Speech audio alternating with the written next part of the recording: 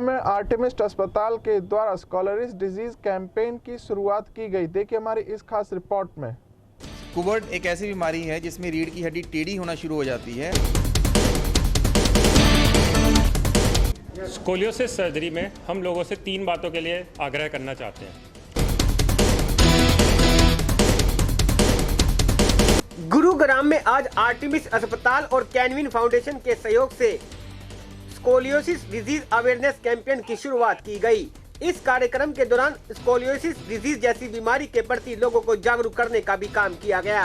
कार्यक्रम में doctor Hitesh Garg, doctor Himanshu त्यागी, Canwin foundation के संस्थापक दीपक गोयल, आर्टेमिस अस्पताल के मार्केटिंग जीएम फरीद खान के अलावा कई गणमान्य लोग भी मौजूद रहे। मीडिया से खास बातचीत करते हुए डॉक्टर हितेश गर्ग ने बताया कि स्कोलियोसिस डिजीज ये रीढ़ की हड्डी की बीमारी होती है जो बच्चों को 7 से 8 साल की उम्र में होना शुरू हो जाती है। यदि जैसे इस बीमारी का पता चले तो तुरंत इस बीमारी का इलाज करवाएं, जिससे हमें इस बीमारी से छुटकारा मिल सकता है। अगर ये बीमारी बढ़ जाए तो एक जटिल सर्जरी द्वारा इसे ठीक भी किया जा सकता है, क्योंकि भारत में इस बीमारी के प्रति लोगों में जागरूकता बिल्कुल नहीं है। लड़की हो या लड़का, यह बीमारी बचपन से ही किसी को भी हो सकती है। बीमारी पता लगने पर सही समय पर इलाज कराना बेहद जरूरी है। आर्टेमिस अस्पताल ने आजमगढ़ के 12 साल के बच्चे शशांक को स्कोलियोसिस डिजीज बीमारी से निजात दिला दी है। शशांक इस बीमारी की वजह से चल भी नहीं पाता था। जब शशांक को आर्टेमिस अस्पताल लाया गया तो डॉक्टर हितेश गर्ग और डॉक्टर हिमांशु त्यागी ने शशांक को देखा और देखने के बाद शशांक की एक सर्जरी करने का फैसला लिया। आज इस सफल सर्जरी से शशांक को इस बीमारी से छुटकारा मिल गया है।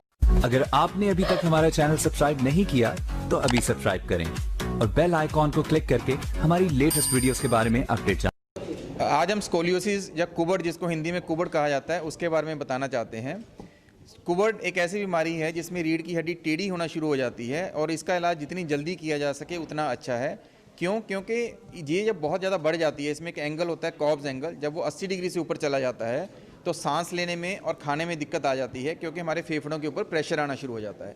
तो इसका इलाज हम चाहते हैं जो सर्जिकल इलाज है 50 से 70 डिग्री के अंदर अंदर कर दिया जाए और जो नॉन सर्जिकल इलाज है वो 50 डिग्री से कम उम्र में कर दिया जाए। ऐसे ही हमारे पास एक बच्चा जैसे शशांक हमारे पास आया था, इसका एंगल 140-150 डिग्री तक चला गया था, जिसकी वजह से इसकी स्पाइनल कॉर्ड पे प्रेशर आने की वजह से इसकी टांगों में कमज़ोरी आ गई थी। तो इसका ऑपरेशन हमने 2 स्टेजेस में करके रीढ़ की हड्डी को सीधा किया और उस स्पाइनल कॉर्ड से प्रेशर हटाया। अब ये बच्चा 3 महीने बाद आपके सामने है और बिल्कुल नॉर्मल चल रहा है। लेकिन हम चाहते हैं कि इस बीमारी की डिटेक्शन बहुत जल्दी हो, इसको 140 डिग्री तक ना पहुंचने दिया जाए, इसको 30 डिग्री 40 डिग्री के अंदर ही पकड़ा जाए, ताकि इसका इलाज बिना ऑपरेशन के, या अगर ऑपरेशन करना पड़ता भी है तो बहुत कम रिस्क के साथ इसका ऑपरेशन करके इलाज किया जा सके। डॉक्टर हिमांशु त्यागी ने बताया कि रीढ़ में विकृति आने को ही स्कोलियोसिस कहते हैं। सामान्य रीढ़ की हड्डी पीछे से देखने पर सीधी नजर आती है, जबकि स्कोलियोसिस में हड्डी में 3 तरीके से वक्र बन जाते हैं। जिन रोगियों को स्केलेटन परिपक्व है, उनका वक्र कम डिग्री तक असामान्य है तो उन्हें इलाज की आवश्यकता नहीं होती। हालांकि युवा रोगियों में जिनका वक्र अभी विकसित होना है, इलाज की आवश्यकता बहुत ज्यादा होती है। स्कोलियोसिस सर्जरी में हम लोगों से 3 बातों के लिए आग्रह करना चाहते हैं। अपने परिवार में अगर किसी को स्कोलियोसिस दिख रहा है या कोई बच्चा आपके स्कूल में है जिसको स्कोलियोसिस है, उसको छुपाएं नहीं, तुरंत डॉक्टर को दिखाएं।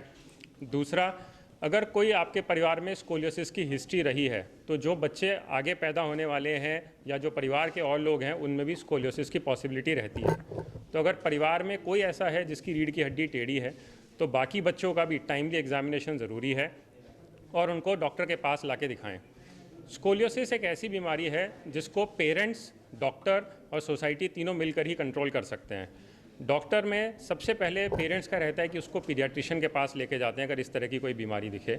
हम पीडियाट्रिशियंस की एसोसिएशन के साथ भी इस प्रोग्राम को फ्रीक्वेंटली करते रहते हैं, उनकी कॉन्फ्रेंसेज में बताते हैं कि अगर कोई बच्चा है जिसका कि स्कोलियोसिस है, कर्व प्रोग्रेस हो रहा है, तो उसको तुरंत हायर स्पेशलिटी सेंटर पे भेजें जहाँ पे कि ये सर्जरी पॉसिबल है। इसमें मेल या फीमेल, बच्चा या बच्ची के बीच में डिस्क्रिमिनेट ना करें। सर्जिकल स्कार को लेके अक्सर पेरेंट्स को होता है कि बेटी को स्कार आ जाएगा, शादी कैसे होगी। तो इस चीज़ का भी आजकल हमारे पास बहुत सफल इलाज है कि स्कोलियोसिस की सर्जरी भी हो जाती है और कोई स्कार नहीं आता। अगर फैमिली में किसी को स्कोलियोसिस की सर्जरी हुई है और उसके बाद और बच्चों को भी स्कोलियोसिस फैमिली में निकल रहा है तो हम उसकी भी बहुत सफल सर्जरी कर पा रहे हैं और अर्ली स्टेज में ही पूरा ट्रीटमेंट कर देते हैं बिना किसी स्कार के।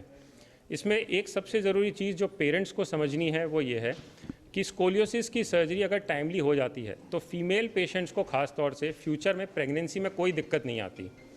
काफ़ी पेरेंट्स का ये मानना है कि अगर हम कमर में स्क्रू और रॉड लगा देते हैं, स्पाइन फिक्स कर देते हैं, तो फ्यूचर में अगर वो बच्ची जब भी प्रेग्नेंट होगी, बच्चा होना होगा तो दिक्कत होगी, क्योंकि फ्लेक्सिबिलिटी नहीं रहती स्पाइन में। ये एक बहुत ही गलत धारणा है लोगों में। कोई भी लेडी जिसकी स्कोलियोसिस की सर्जरी यंग एज में हुई है, वो किसी नॉर्मल फीमेल की तरह फ्यूचर में चाइल्ड बेयरिंग कर सकती है और बच्चा भी एकदम नॉर्मल होता है। कोई उसमें बच्चे में किसी तरह का दबाव नहीं रहता। कैनविन फाउंडेशन के फाउंडर दीपक गोयल ने बताया कि आज लोगों को स्कोलियोसिस डिजीज के बारे में जागरूक करना बेहद जरूरी है। आज शशांक की सर्जरी से यह साफ हो गया है कि इस बीमारी को जड़ से मिटाया जा सकता है अगर हम सही समय पर इस बीमारी का इलाज करवा ले तो।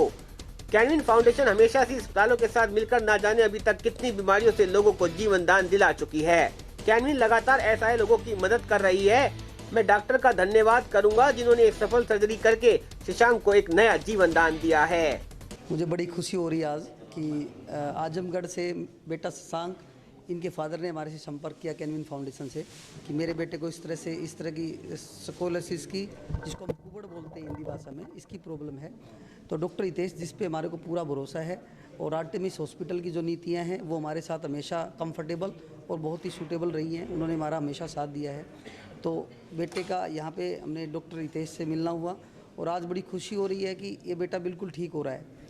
तो इस तरह की अवेयरनेस के लिए आज हमारा ये कार्यक्रम, ये प्रेस कॉन्फ्रेंस बुलाई गई और मैं आपके माध्यम से जन जागरूकता में आप सभी की भागीदारी चाहता हूँ कि इस तरह की जो मिथ्स हैं कि इसका स्पाइन का कोई इलाज नहीं है, इस तरह की कुबड़ का कोई इलाज नहीं है, ये प्रत्यक्ष उदाहरण हमारे सामने है। लेकिन इसका जो मेन जो इलाज है वो है हमारा अर्ली डिटेक्शन। तो हमारी कैनविन फाउंडेशन की पूरी टीम, मेरे पूरे सारी टीम यहाँ पे उपस्थित है, दिन रात मेहनत कर रही है। आप लोग मीडिया के साथ ही अवेयरनेस के लिए बहुत काम कर रहे हैं। तो ये सब संभव हो पाएगा जब हम इन सारी बातों को घर घर तक पहुँचाएंगे। तो आज इस प्रेस कॉन्फ्रेंस का मकसद यही था और मुझे पूर्ण विश्वास है कि जो उम्मीद स्वस्थ भारत की जो हमारा एक जो टैगलाइन भी है, जिस मिशन पे हम काम कर रहे हैं, डेडिकेटली काम कर रहे हैं, उस पर लोगों का पूरा साथ मिल रहा है और अच्छी स्वास्थ्य सेवाओं को कम कीमत पे आम आदमी तक मुहैया कराने का जो हमारा मकसद है, उसमें धीरे धीरे हम आगे बढ़ रहे हैं। लोगों का विश्वास बढ़ रहा है। उदाहरण हमारे सामने आजमगढ़ उत्तर प्रदेश से आज पेशेंट हमारे बीच में आज ठीक हो रहे हैं। तो दूर दूर तक हम इस बात को पहुंचाने की कोशिश करेंगे और आपसे निवेदन भी हमारा इसी बात का है। शशांक बीच में बैठा हुआ है और इसको इतने दिन के बाद देखने के बाद आज जब ये चल के आ रहा था तो अंदर से खुशी हुई कि हमने सच में कुछ अच्छा काम किया है।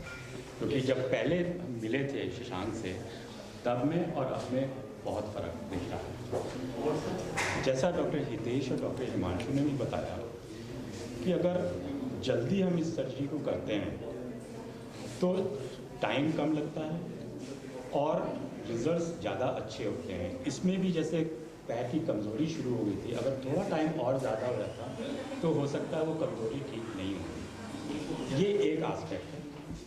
दूसरा आस्पेक्ट है एनेस्थीसिया का। मैं एनेस्थीसिया से हूँ। जितना डिले होता जाता है स्कोलियोसिस में और एंगल जो डॉक्टर हितेश ने बताया था बढ़ता जाता है, उतना ही मरीज के फेफड़े और हृदय इफेक्ट होते जाते हैं।